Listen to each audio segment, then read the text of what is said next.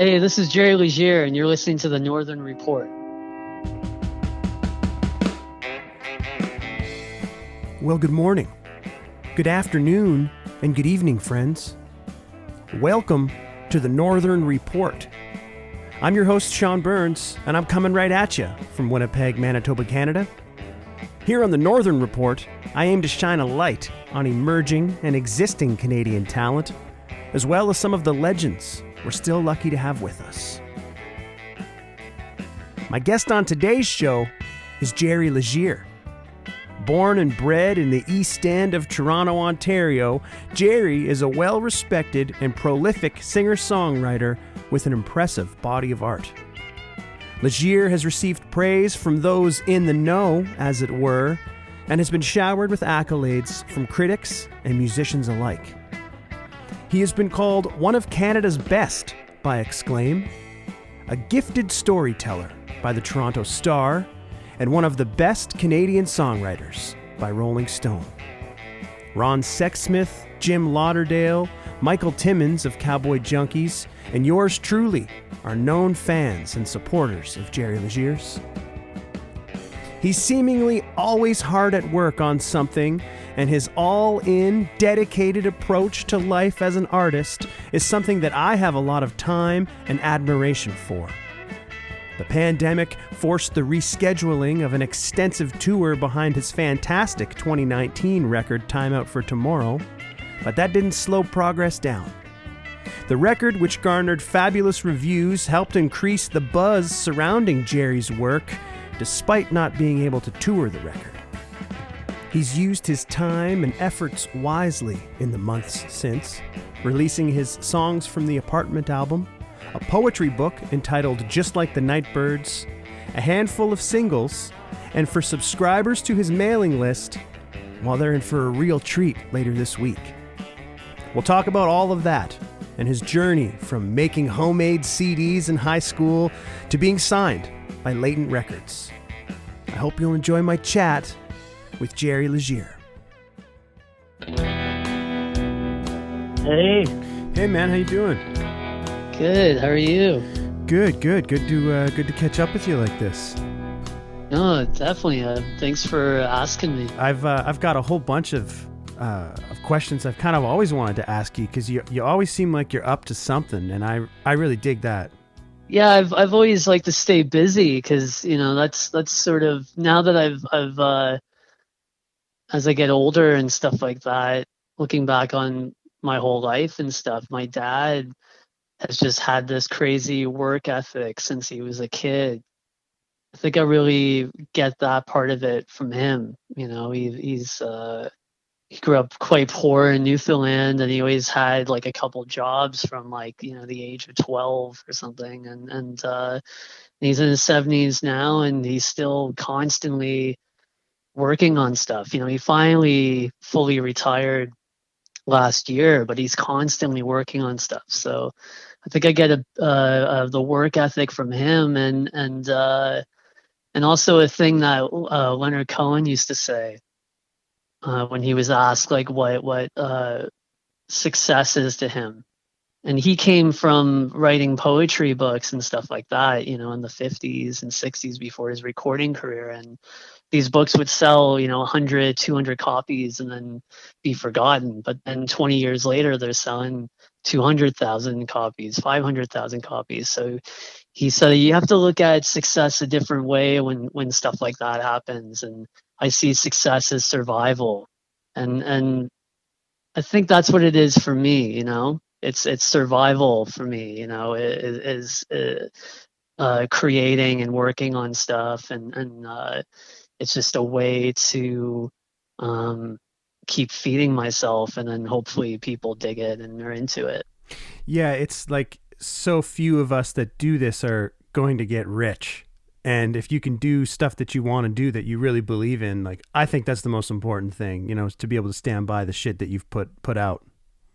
Oh yeah, completely. And you say that about me, but you've been quite busy too. You've put out different records and also records involving bringing other people into it, and helping out. Now you're doing this podcast, and so yeah, there's a lot of us that it's so much a part of our life and our makeup, and not only what makes us happy, but uh, it really, yeah, it's what we do, right? It's what we do, and it's what we want to do, but we kind of have to do it too, because it's a part of that survival. Oh yeah, man. Like the especially when you're so used to playing live often and getting the release and the connection with the people, and like, you know, at the end of the gig, it's like I always kind of equate things to like a hockey background. You know, it's like I feel like you just finished a 60-minute game and you're wiped out, but there's like, I don't know, it's really rewarding. And to not get that feeling anymore being home, it's like I needed to find things to do and things to offer, because I feel like I'm at my best when I'm offering something, you know? Yeah, and we've really gone back to yeah, a lot of artists that we love from decades ago, where playing live, yeah, show after show, that was really a huge makeup of how you had a career or a job, or were able to make money. Because once upon a time, records also weren't, there wasn't a lot of people that could afford them, and so playing live was a huge part of it. And there wasn't, well, TV, TV's dead, but there wasn't the internet, there wasn't all these other avenues that you could use to bring your music to people, and so it's really gone back to that, where we have to be on the road all the time or playing all the time, especially music that we make. It's more niche, It's, I mean, I think it can. I think a lot of different people are into it and could be into it if they were exposed to it. But yeah, at this point, a lot of music that I put out is, there's like a certain crowd that's really going to be into it, so that makes it harder to even use those other avenues or have something like radio support you. Like, I think it's amazing that, like, you've played my music a lot on your radio show, and I'm very thankful for that, because it's not always easy to get this kind of music, even on like a non-commercial radio. It's not always easy, it's yeah, it's strange. I think a lot of people would be into it, so I really appreciate that Yeah. you've included me in those, My pleasure, man. And like going back to just like the sheer level of output, it's like I feel like there was a time when you were expected to put something out every year, and sometimes more than once a year. Yeah, I mean, those old country guys, or jazz guys, Yeah. they were putting out 3, 4 records a year. Just every 3 months there'd be a new collection of songs, and yeah, now it's not so much like that anymore. But I mean, I write a lot. I wish, sometimes I wish I could put out more, which is a bit silly. Maybe that's some inflated ego thing, but just because you write a bunch, you get into a rhythm, and a bunch of things come out, and then you want to get it out before your mind goes in a different direction. I've had that, where I wrote a bunch of songs, and it could have been a great rockabilly record, but finances, or well, since I've been on a label and stuff like that, you have to go with the schedules and all that stuff. So, I then end up getting into a different mood and write a bunch of other songs. And now I'm not feeling like making a rockabilly record, or I'm not feeling like, flexing more of a country and Western muscle. Mm-hmm. Um, so yeah, I mean, I really love writing, and I love making records, and I love that process. I really do. because I grew up with lots of records around in my house, and like my dad still collects records, and so I was always fascinated by that. I was a real music record nerd before I started to play and write, and that's what drove me to want to do that, because it was like, hearing these different artists, I wanted to do what they did. So it really comes from that. So I don't know. I think the me being fairly prolific is also the enjoyment I get out of it. But it's frustrating, of course, when something goes out and you're really behind it and you feel very passionate about it, and it doesn't quite come off with the general public, or you can't reach a certain goal you wanted to with its performance. But then that also motivates me to keep going and putting out more records. I mean, did you grow up in Toronto? Yeah, I grew up in the east end of Toronto, where I still am. I live like a 15-minute walk from my parents, which is quite nice, to be able to walk over there. And I saw them the other day and just hung out in the backyard with them. And yeah, I really love the East End in particular, because it's a lot more quiet, like Mm-hmm. downtown. I couldn't get into. It's like too fast paced. Not that I enjoy things to be very slow or anything, but I find it a bit distracting. I always figured that I wouldn't write as much as I do if I lived in that environment. Like I'd constantly be distracted. And I mean, I did hang out downtown a lot, through my 20s, and that you would kind of there's a lot of time, wasted getting into that whole scene. But yeah, I love living in the East End for that. I can hunker down and work on stuff. And I'm not much of a party animal anyways. I've been accused of being reclusive in the past, which is kind of a joke, just because I've been on the road so much. And I'm like, when you're in bars and all kinds of rooms, clubs, like, for months on end, then you come home, it's like the last thing I want to do is like live in a bar for 7 days. So you were writing like very early on, like before you're a teenager, you began to write. Yeah, I mean, of course, all those songs were dreadful, or they were just, I think one sounded exactly like Ticket to Ride. You're Yeah. just you're just emulating, and you're figuring it out. But those are the lessons, and listening to records. It's just those are, and then learning how to play other songs. I started doing that too, like figuring out how to play Beatles songs, and then Hank Williams songs and stuff, because they were, a few chords. And by the time I was like a teenager, like 14, 15, some of them it started coming together. Then I was still finding my voice and what I wanted to do.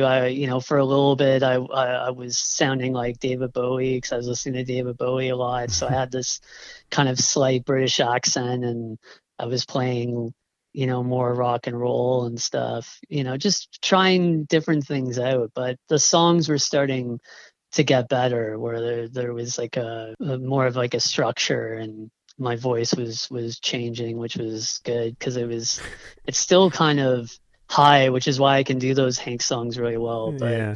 when I was a kid, it was way high. So it's funny listening to some of those old tapes, because I had a little tape recorder that I would record all this stuff on. And eventually I got a 4-track during high school, and that was really I'm so happy that I had that, because that really helped with trying things out and developing things. And, I started getting like a real sense of pride of what I was doing because I was able to like layer a few things on top of a basic track, and then I would transfer the 4-track songs onto a CD.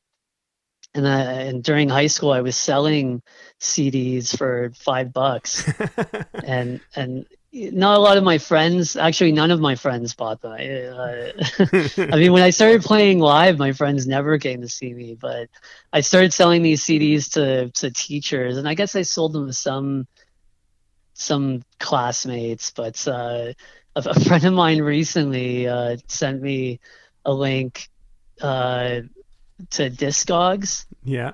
and somebody for $100 is selling one of those CDs that I was selling during high school. Isn't that, That's I cool, mean, man. thankfully not the songs, I don't think the songs are brilliant or anything, but they have kind of the sound has kind of like a vibe. I would always run the vocals through like echo and reverb and stuff like that. So there's like a real vibe to them. So I'm not like embarrassed by it, thankfully, but it's kind of funny to I'm more embarrassed by the artwork. Like I saw that, I haven't seen it since I was a teenager, and it's like, oh man, I don't know who's gonna buy that, but Your first record came out in 2005. Vic, you're still what, like 19 or 20 years old at this point? yeah, we recorded it when I was 19, and then yeah, I came out a few months after I turned 20, and that was supposed to be just a demo session. We were just gonna go in and do a few songs, and by this time, yeah, I put a band together. Kyle was in the band, and he knew a bass player, this guy Corey that he played a few shows with, and he's like, oh, it's kind of like a P Best thing. It's like, oh, we need a bass player, and we didn't know anybody, and Kyle remembered this guy that played bass. Like, yeah, he's good. We can get him in. So we'd only been a band, like a 3-piece, since we got that together. I think like the September or October 2004, and then March 2005 we were doing this demo session, and Timbo Bacani was producing it. He That first session we ended up getting 5 tracks down because I was really adamant about doing it live off the floor. Mm-hmm. You know, I really wanted that. I didn't want to lose that energy and that real, I was really against, especially against redoing vocals. I was not going to stand for that. So we ended up doing like 6 songs in the first day. And then Tim was like, why don't we book another day and we'll make a record? And man, I've always wanted, at this point, I'm like, man, I've always wanted to make a record. I've been obsessed with albums since I was a kid. So I Yeah. was totally gung ho, you know? So it's a document of where we were at. I still think, I mean, I haven't listened to it in years, but I feel like it has the piss and vinegar that every debut record I think should have. How did you hook up with Tim? And for the folks that don't know Tim, can you tell us a bit about him and his background? Yeah, Tim. Well, he's still just one of the best musicians that I've ever heard, and he.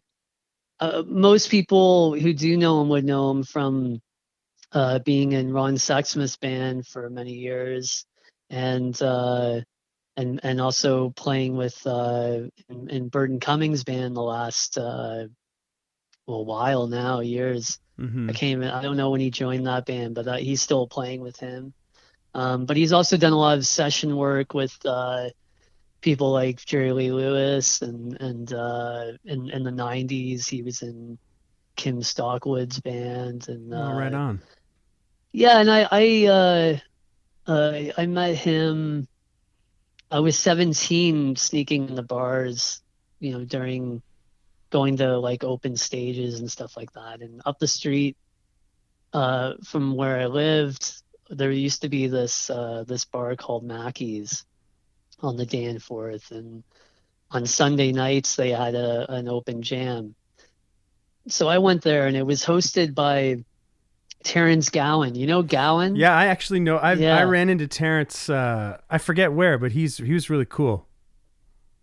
Yeah, he's a nice guy, and he's a great player. He actually played on the first two records. But anyways, he was hosting this open jam, and I started going there, and nobody was taking me seriously. I was just a kid, you know. Mm. And he would always put me on at the end of the night, like 1:30 in the morning. And you know, I'm in school, like I'm getting up Monday morning to go to school, but like this is what I wanted to do. So, and I had a lot of confidence, as a lot of people do when they're young. You know, I'm 17 and I think I'm like the best thing that nobody's ever heard. Oh yeah. So, so I had a lot of inner confidence. So I'd put up with it and go up there and play at 1:30, and nobody would play with me because they had a band, right, that would back people up. It was like Terrence and Tim and a few other people. Nobody would play with me except for Tim. Tim was like, man, I like what you're doing. Like, can I, you know, can I play with you? So every Sunday I would show up and Tim would play with me, and gradually people like Lindy, great singer songwriter, he started getting really into what I was doing. But Terrence was really, you know, suspicious of my abilities for a good amount of time. It wasn't until like a year later I kind of disappeared for a bit, you know. I mean, to me it was like a Robert Johnson thing, but in reality I probably disappeared for like 3 months, and I came back not better, but I came back with a bass player and a drummer. So I came back, and now the jam was at another bar called The Only because Mackey's had closed. I heard it had some mafia connection, and it got closed up. So now it's at this new bar, and I showed up with my two guys in my new band. So it was those two, and then Tim on guitar, and I had a lot of like, you know, I'm just like eating the mic, and I'm, you know, because it was like my older brothers, you know, it just gave me that much more, you know, of a reason to like try to for people. So Terrence started coming around, and he got really into it, you know, and then it was kind of like this happy family for the next, you know, year or so, like every Sunday. And there'd be different people, like, you know, Danny Michelle would show up, John Southworth, Jen Grant, like all these, Andy Kim, Ron Sexsmith, all these people were showing up to this jam. So it was cool for me because I had always felt like an outsider, you know. I felt like an outsider in school, and then when I started playing, you know, these little folk clubs when I was a teenager, I felt I was like I wasn't in anybody's treehouse, you know. Yeah, and I mean even now I feel like a bit, you know, at times I feel a bit like, you know, on the outside, you know. Yeah. um but yeah, but it was those are fun times, you know. When I think about it now, it was really cool being around a lot of these players who were much older than me, so I was able to like learn from them. And the first time I heard Tim play guitar, it was just unbelievable. And playing with them, you know, to this day, it's like you never have to worry. He's just one of those guys that, you know, he always leaves room. He never gets in the way. And then when he plays, it's like he's always been part of that song, or he's been in that's, you know, the world of that song already. It's, you know, he's one of the best, and he's one of my best friends. He's one of the greatest guys around, you know. He worked on like the first two or three of your records, like as producer.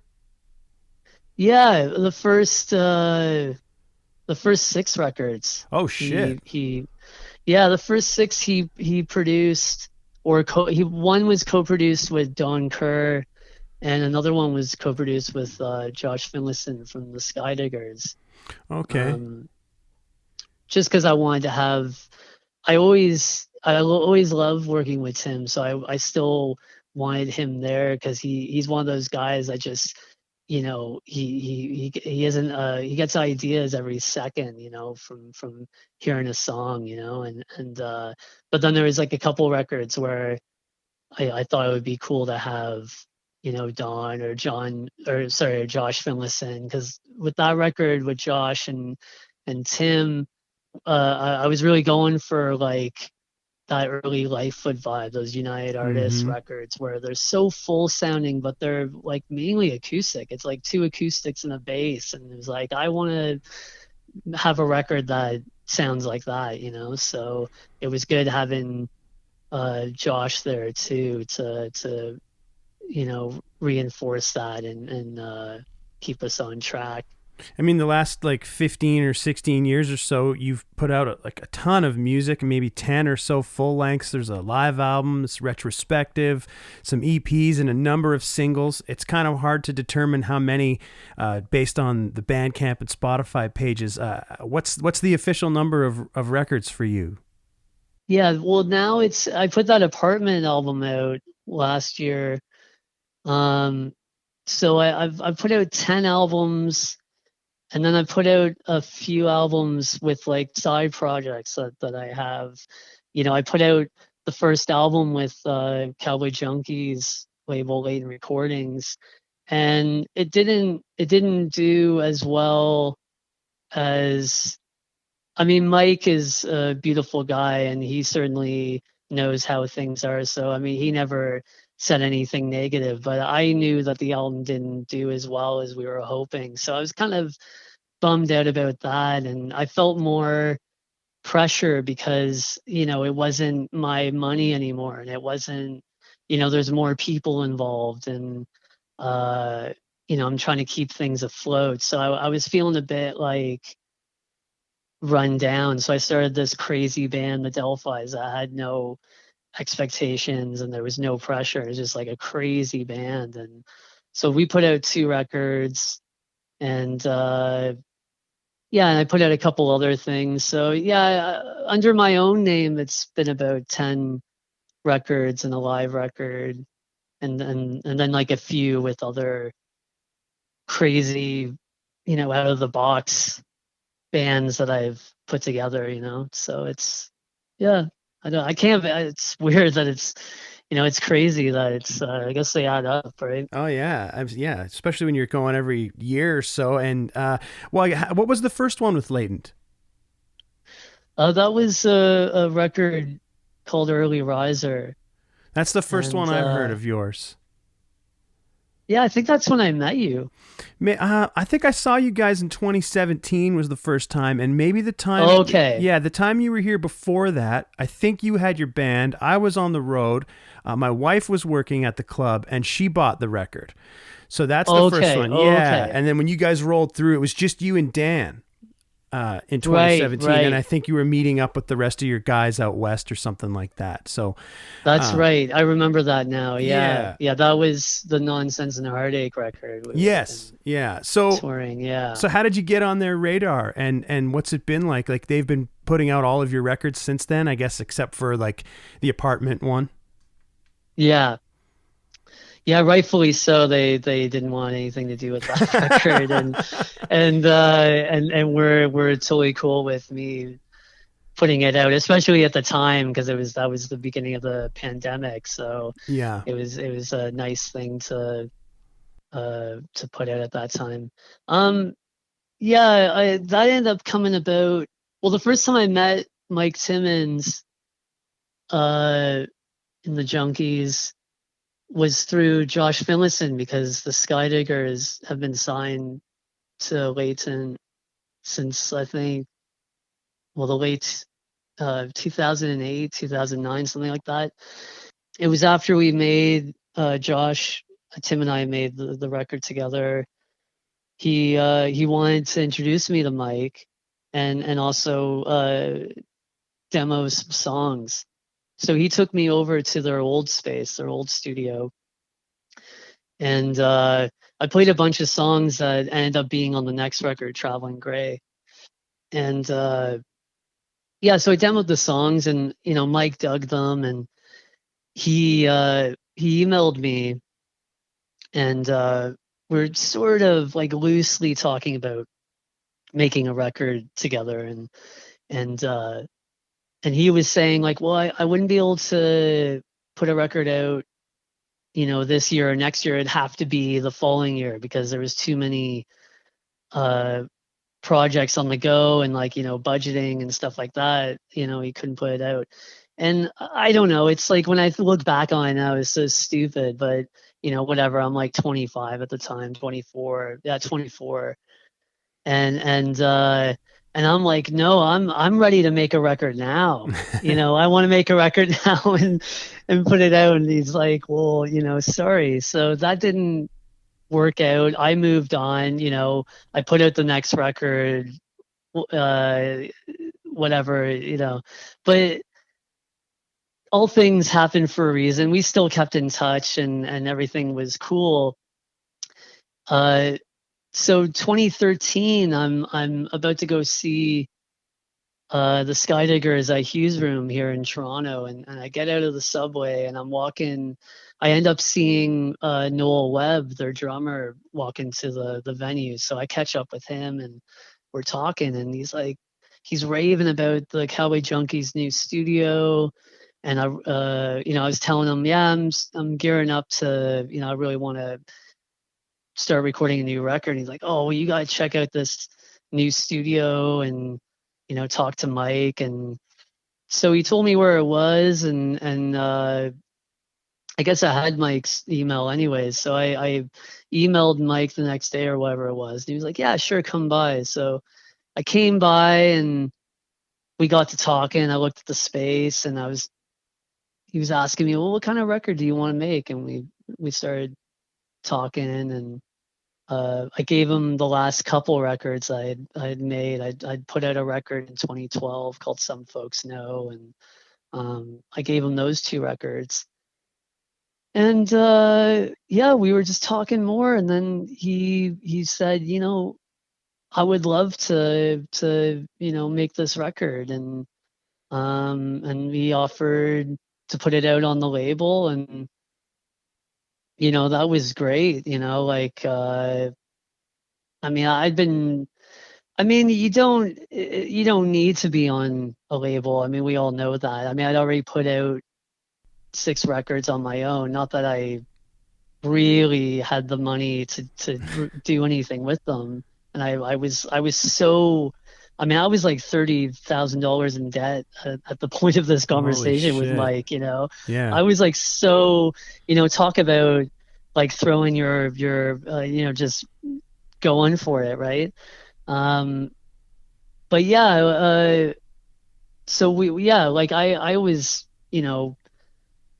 I still had it in my mind that like part of success or whatever it was, or like a goal, was to get signed, and I was always trying to get labels interested, and nobody was ever interested in me. Like, some of them would dangle, a carrot in front of me. There's like a few labels that's were doing that, and then eventually they would be like, I don't know what to do with this, and I get the rejection slip or whatever. So I was pretty down the dumps at this point. Like I was actually going through the lowest point of my life up to that point. It seemed like everything was going wrong around me, and so it was really great to have somebody like him that I already had so much respect for, to be actually taking a chance on somebody that the industry was deeming like a risk or something. Yeah. Hey there again, folks. As we approach the halfway point of today's episode, I'd like to thank you for tuning in. You're listening to the Northern Report podcast. I'm your host, Sean Burns, and our guest today is Jerry Legier. I'll remind you to follow along with the Northern Report podcast and our playlist on Spotify. Subscribe on Apple or Google Podcasts. You can listen on YouTube, our anchor.fm page, or wherever you find your podcasts. It was great to get to know Jerry a little deeper during our conversation, to learn about his path to being signed by Leighton Records. Like any artist willing to make the sacrifice and complete commitment to the work and lifestyle, the highs are high, and the lows, well, they can take you to some scary places in your mind. Fortunately, Jerry found a community and a label who really believed in him and his songs. Call it luck, sure, maybe a little. But as the saying goes, luck is not chance, it's toil. And fortune's expensive smile is earned. Yeah, it was really, it was a great experience making that record. But I was actually thinking about it recently, and as it happens, because I was in such a bad place at the time, I really, it's a real like foggy memory for me because I wasn't taking care of myself, and a big thing was my grandmother passed away. She was sick during that time, and then she passed away the week we were recording the album. Oh, And bummer. yeah, so it was a very weird time. And then a friend of mine passed away suddenly while he was on the road, and that was like really, it was just a really strange circumstances where, I felt like if the day I was going to sign a record contract, I'm going to remember this, but I have such a foggy memory of that taking place, Yeah. but then when the album came out, like I knew that I had to get my act together and book some tours and really push the album because I was given this opportunity. So I really had to uh, uh, dig myself out of this hole and which I did and yeah, and it's been great since then. Mike's really supportive, and the record we made after that, Nonsense and Heartache, like here I am, like I'm nervous if I'm even still going to be on the label, after Early Riser and stuff like that. And then Mike phoned me one day with this great idea. Hey, would you be interested in making a double album? I was like, what? Like, when does this ever happen? Yeah. Like, Yeah. Lucinda Williams, left her label Lost Highway because they refused to put out her double record, Down Where the Spirit Meets the Bone. So she left and started her own label. And here I am, it's like, yeah, well, I got the songs, let's do it. And he had a real cool, approach to it where he was like, there's still a lot of people that, uh, don't know your music. Like, I think it'd be great if we made two very different albums and put them under the same roof, and both those records really showcase the two musical directions you go into. So Nonsense was this rock and roll, gritty, bluesy, garage rocky kind of record. And then, rockabilly, all that kind of electric stuff that I love. And then Heartache was this more, acoustic, or, for lack of a better genre, like singer songwriter folk Yeah, kind more of more record. the piano ballady kind of things. Not ballad in the traditional sense of the term, but like kind of more low key singer songwriter for sure. Yeah, exactly. So that was a really cool idea. I was only concerned that when it came out that people would and especially journalists and stuff like that they wouldn't really pay attention to the whole concept behind it, and then maybe they would think oh, there's too much information, or and kind of uh put it down or whatever. But when Nonsense and Heartache came out, uh it was it was initially quite the opposite of Early Riser, the reaction, because Early Riser came out and it didn't really sell that well, but there was a lot of great press for it, and all at once, like Globe and Mail and Toronto Star and Pop Matters, and all these great reviews for it. And then Nonsense and Heartache came out here, and Exclaim reviewed it. And then after that, I mean, there's some people reviewed it, but it was a bit quiet on the press front.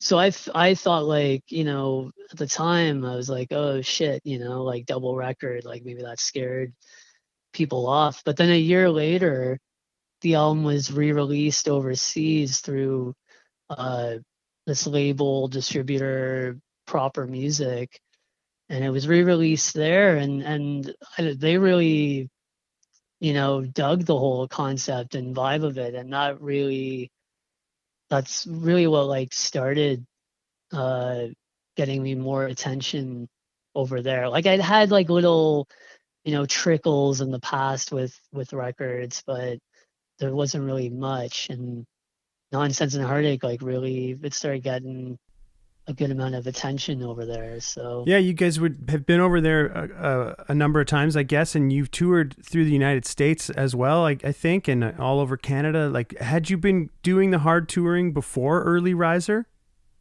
yeah, yeah, I had Okay. been. Yeah, I went to the States about 4 times. I just did as a duo with Dan. And some of the best shows that I played actually were there.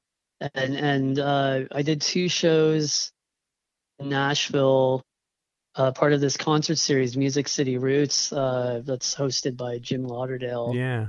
And I did that in 2010 and 2011, and those were great. And I did some other shows that were really fun. I opened for the Sadies at this crazy bar called the Bug Jar in Rochester. That was pretty cool. You booking Um, yourself at this point?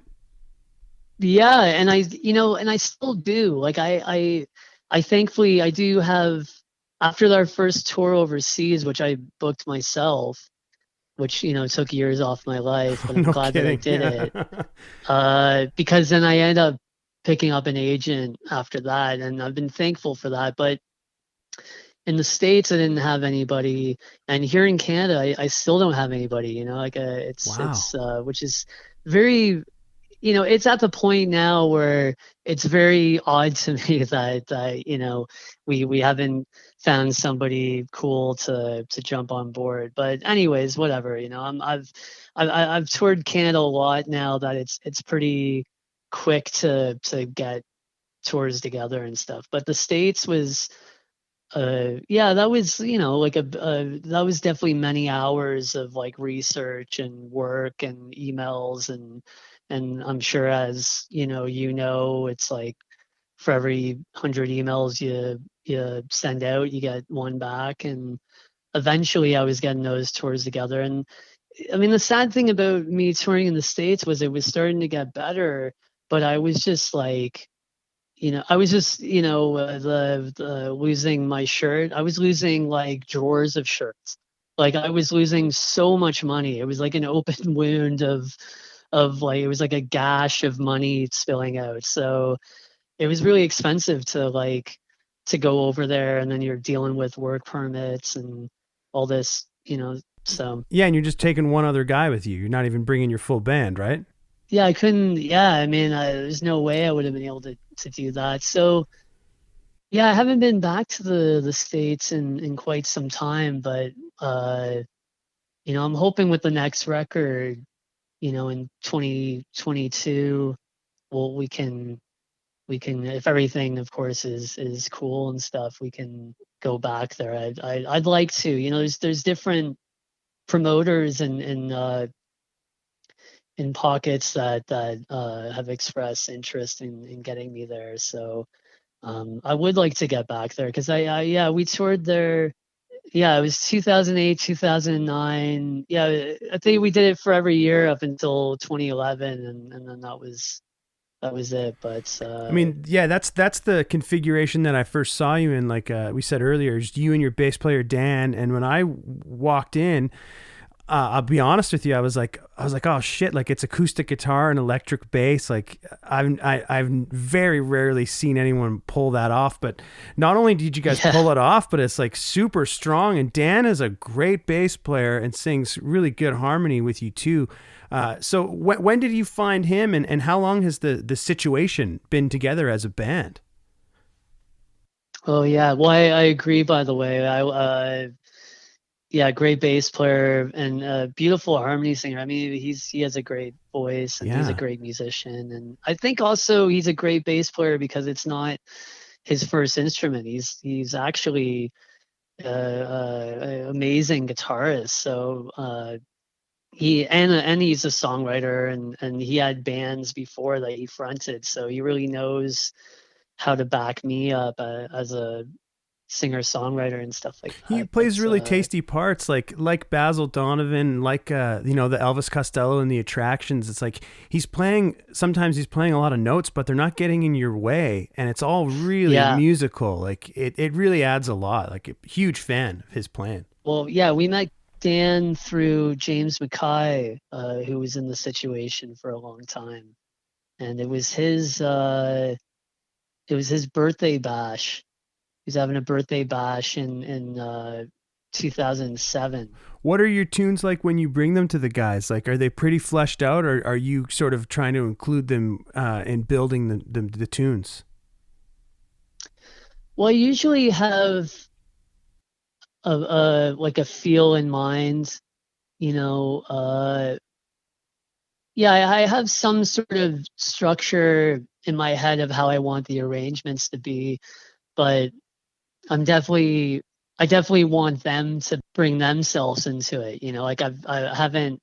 Yeah, sometimes there would be like if there was like a lead part or like a riff, you know, James would play that even though like I came up with it, but I'm, you know, holding down the rhythm or whatever. And you know, there might be like a certain drum idea that I have or like a bass part, but for the most part, they're, you know, they're bringing their arrangement ideas, like they're feeding off, you know, what I'm doing when I'm presenting it. Like it's always depending on like, you know, how soft or how hard I'm playing it or the kind of rhythm style.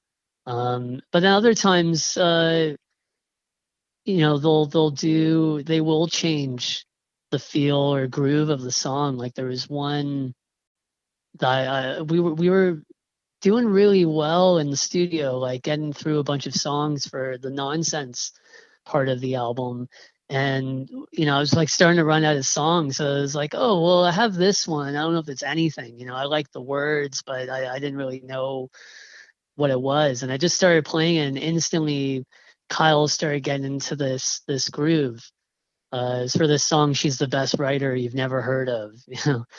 And yeah, he just got into this groove and it totally wasn't something I would have thought about, but it did give it this kind of like John Lennon Plastic Ono Band quality to it. So stuff like that will happen, you know, like a lot of the songs wouldn't come across the way they do without their involvement. But I do usually have an idea of how I want the song to sound overall. But I certainly, you know, I'm not writing everybody's parts. Like I want them to have that that freedom to contribute to it. It's impressive though that you've been able to have the same guys, for the most part now for what, over 10 years. Yeah, well, I mean, we're friends, you know, that's really important. That's a good part of it. Yeah. We're friends and they're great players. Like anytime I've made a record, you know, I've never thought about using a different drummer. You know, there was Mm. one thing we did, a film thing that Leighton was doing called Leighton Lounge, where it was a series of shows that mixed all the artists on the roster. And Kyle was on the road with Whitney Rose. He was playing drums with her for a couple tours. So he wasn't around. So we had Noel from the Diggers sit in for him, who did a great job. But of course, it's not the same, you know. Like Oh Kyle yeah. just has like him and I.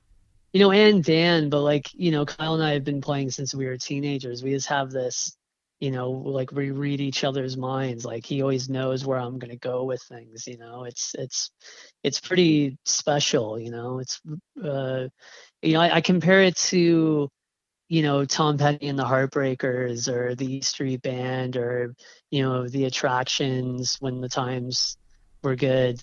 Yeah. Or his band now, the Imposters. It's like that kind of, you know, where yeah, I'm steering the ship and it's my name in front and it's kind of, all the BS is on my shoulders. But, I do think of us as we are a band and we are in this together and I'm a pretty democratic when it comes to a bunch of things. Of course, like final decisions, and I'm going to do what I want to do, but I am, I do like getting their opinions on things and their input. So I do think of us as like a bit of a family. Um, It sounds like a band. Like you guys have been successful in the studio. For me as a listener, like it doesn't sound like here's Jerry and whoever band behind you. Like it sounds like a band. yeah, exactly. Time Out for Tomorrow, especially. Yeah, I think, I'm really proud of that record. At first I was pretty bummed out when the, COVID really kicked into gear and for the first time in my career, it felt like there was there was this real this momentum with that Mm. record, Yeah, you guys were and going to then Europe, right? Like you had a whole string.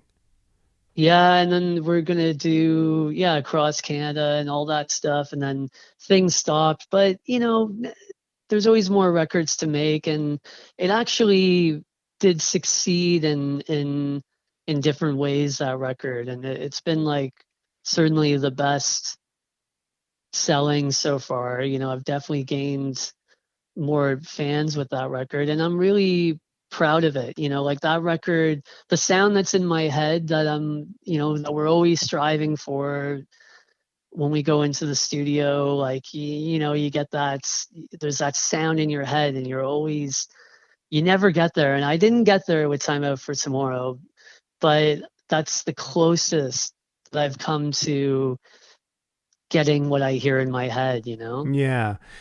But I mean, you kind of like a lot of us did. You kind of just kept it going. Like you had to cancel all these tour dates and stuff, but it didn't really keep you down because not long after comes Songs from the Apartment, which I don't know if you were intending on doing that or if you were just trying to, do a couple songs or just to find something to do. Like what was the story there? Yeah, that wasn't intended to ever come out.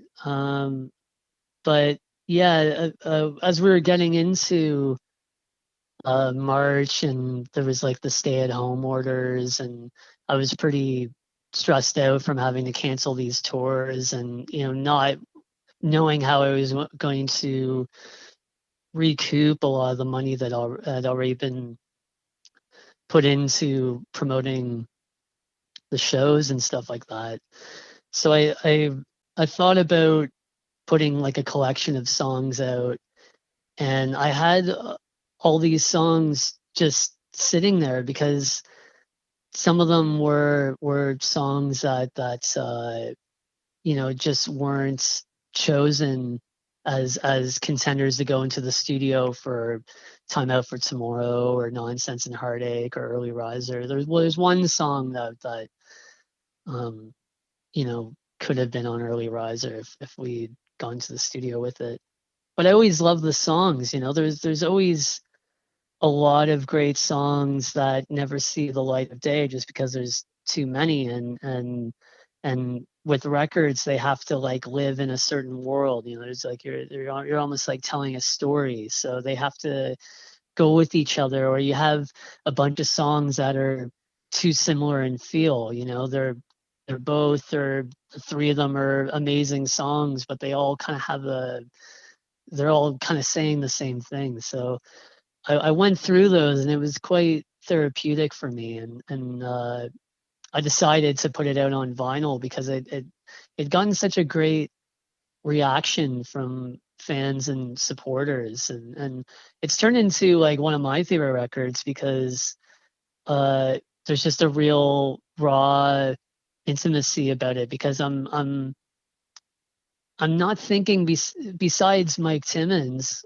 the producer, I'm not thinking anybody's ever going to hear these songs. And some of these demos were actually, most of them were recorded like, a minute after I finished writing it. So there's just this real immediacy about it. And it's very relaxed. So I'm very I'm happy that I put it out. Some of the songs that you can hear like a page turning, or you can Yeah, hear yeah. cars outside, I or, like that shit. like, yeah, me too. Like I Yeah. love Tom Waits, and I love, Neil Young. And I mean, I've always kind of had that, even with Time Out for Tomorrow, like, the band and my vocals, that stuff's all live. I mean, there are overdubs, but I never go overkill. I always think in terms of like, you got a limited amount of space. You only have so many tracks that you can fill on the tape, so it keeps you more disciplined, so you don't go um crazy. After Songs from the Apartment, like comes some more singles and deluxe editions of some recent records. The poetry book, just like the Nightbirds, just like impressive output, and all of it is really, really great. Like, and Well, you, thanks, man. yeah, and you've got some stuff about to come out right away here. It'll probably be by the time the interview airs. I'm sure it'll be out to the world. So if you want to tell me a little bit about that. I'm putting out this film, and it's actually only going to be available to, I like to call it fan club members, but really it's email subscribers, Mm-hmm. and they'll get a link. um the newsletter that gets sent out June 10th will have a link to stream the movie, and that link will be available till the end of June 15th. And it's just exclusive to those, like fans and supporters. And the movie's called The Apartment Show He Never Gave, which is that's a nod to the Canadian made movie Hank Williams, The Show He Never Gave, with Yeah. Sneezy Waters, which was filmed here in Toronto in 1980. And I grew up on that movie. My grandfather watched it all the time, and I have his VHS copy of it. Oh shit, And that's it cool. Yeah, and it still holds up. It's a great movie. Yeah. I really enjoy it. I wish I could go back in time, and I could have seen, like it on the road, because he was doing the tours, playing that as like a live theatrical show. In the tag, one of the taglines, it says that it's a film of blurred reality, music, and poetry. And what that is, yeah, it's performances of me playing songs here in the apartment, some songs from the apartment record, from Time Out for Tomorrow, and also through the years, even the song called Rat-a-Tat from the first album. But then there's also kind of artsy footage that I filmed, and that's set to me reading some of the poems from the Just the Nightbirds book. How long does the whole thing run? It's just under an hour. Nice. And yeah, it was something that I, just like with the poetry book, we've been off the road, and it allowed me to try a few things that are a bit of a challenge for me, or out of the box, or whatever you want to call it. Like the poetry book, I've been wanting to do since I made this album called Don't Lose Your Beauty in 2016, under the name The Bop Fives. And that was a bunch of friends playing jazz music, and I read poetry over top. Oh, cool. Yeah, and the 50 people that bought that album, I don't know if they're still listening to it. But it was just something I wanted to do, and at the time I wanted to put it out with a poetry book with the poems that I read, and then like a whole bunch of others. But it just really I didn't have the time, and because it's quite like, you need time to get that together, and man, we've had nothing but No that. kidding. So, and yeah, I like how that, I mean, that's where I started. Like as a little kid, I was writing words, trying to write words before I got into music. And my grade six teacher, Mr. Swigu, he was very supportive of me pursuing that, and I was always angry though because we had the whole class had to write poems, and he was really like into what I was writing because I was writing like, beyond my years. It's only Yeah. because of the music I was listening to, and I was already a huge Leonard Cohen fan by then. I didn't even really understand what I was writing, but I was writing this kind of darker stuff. But then we had to do this exercise where it was like this stupid, we had to, it was kind of like a roses are red kind of poem, and I hated it, but I just did it because it was part of the assignment. And at the end of the year, he put together this poetry book, which had like a poem from each kid Oh, in the cool. class. And that's the poem he put in there. I was so angry, and he was explaining, well, the parents, like if I put one of your other poems in there, I'd probably get fired. But I was so angry. I wanted all those books destroyed, Yeah. or at least, sorry, at least my poem ripped out of them, not destroyed. You probably I assume you write every day. Well, I write, I'll write. Some days it's just like a little idea or line, and yeah, other times it's usually something. I'll write a bunch of songs or poems that don't get turned into songs. There'll be like a period where a bunch of that just like bursts out, and other times it's just like lines here or there, or like a paragraph of words. But yeah, I like to stay active because I have this mentality that it keeps like the wheels lubricated in my mind. Are you writing lyrics first? Like, are you bringing the lyrics that you've written to your guitar, or are you writing together, like guitar in hand?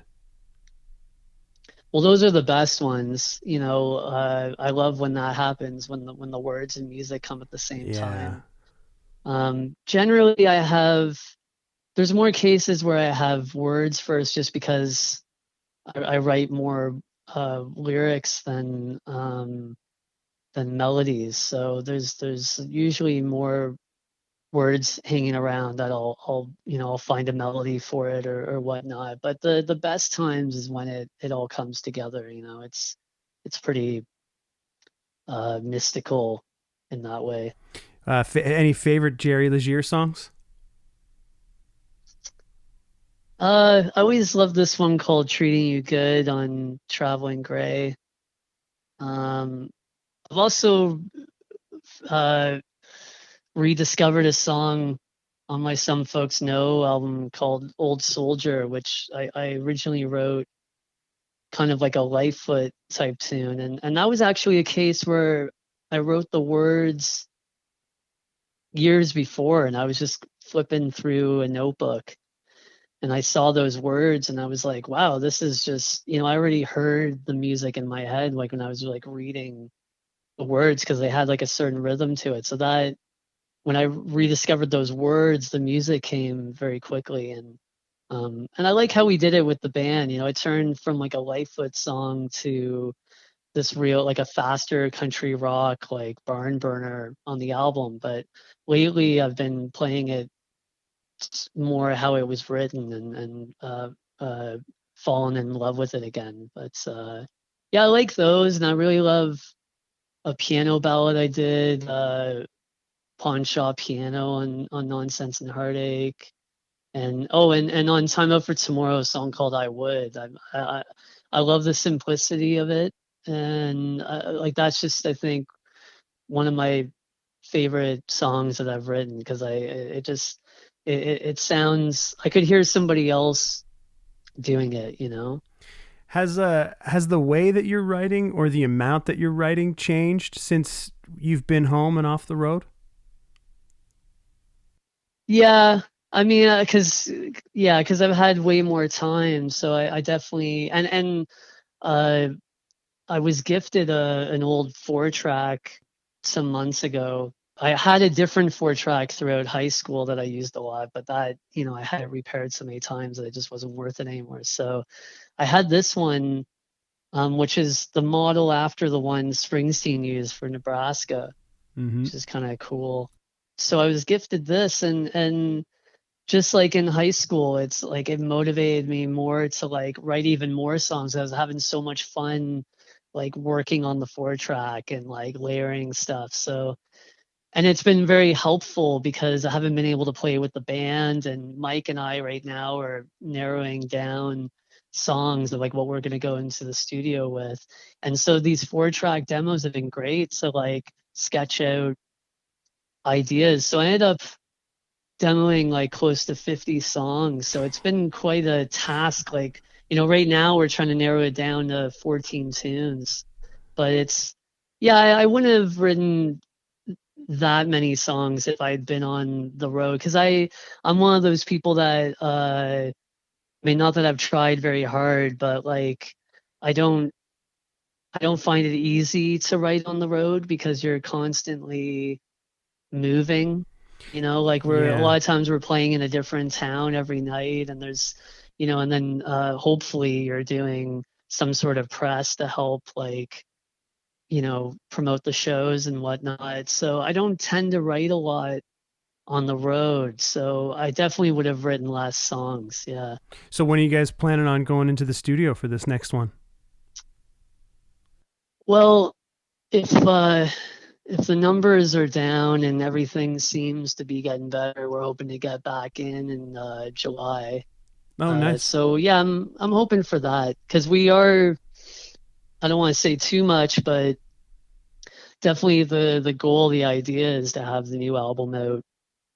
And well, I think we have to have a new album out in April before we resume touring again, because that's when we have a bunch of dates on the books.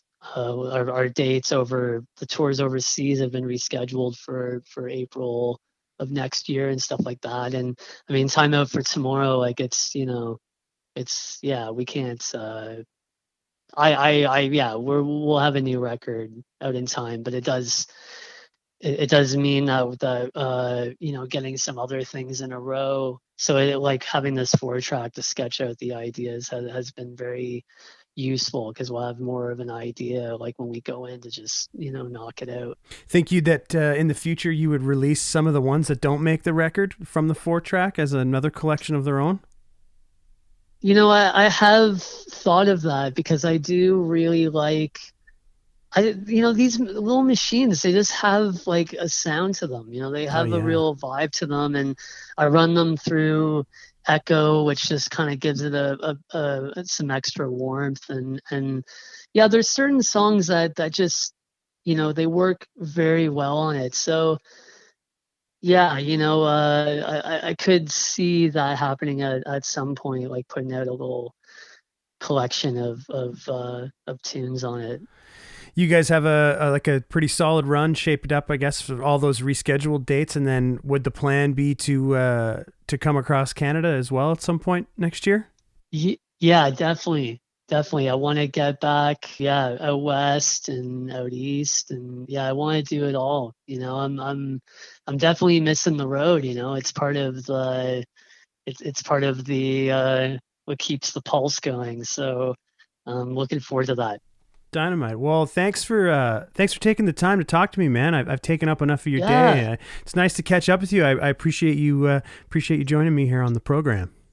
Yeah, man. Thank you. Thanks. It was great talking with you, and yeah, I hope to see you in the flesh next year. Absolutely. We'll have to, we got space for you boys to crash here in Winnipeg when you come through. So Cool, man. Can't wait. beauty. Thanks a lot, Jerry. Good to talk to you, man. Hey, yeah, great to talk to you too, man. Okay, talk to you soon. Yeah, we'll talk again soon. Well, friends, I hope you enjoyed my chat with Jerry Legier, and I'll thank him once again for taking the time to talk with me.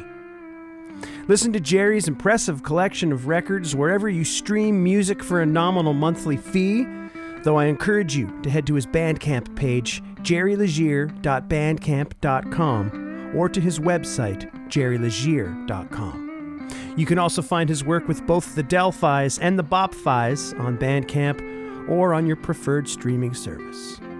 Follow along with the Northern Report Spotify playlist to hear music from the folks that I've covered in the Honky-Tonk Times column, as well as right here on the podcast. Remember to like, subscribe, follow, share, give us a rating. A good one, I hope. And I thank everyone for doing that so far. Our logo was created by Boots Graham of Boots and the Hoots, Central Alberta's finest honky-tonkers. Music on the show today courtesy of Sean Burns and Lost Country, The Divorcees, and Skinny Dick. And from local legends to regional stars to the cream of the Canadian crop, you'll find it all here on the Northern Report. Thanks for tuning in, folks. We'll chat later.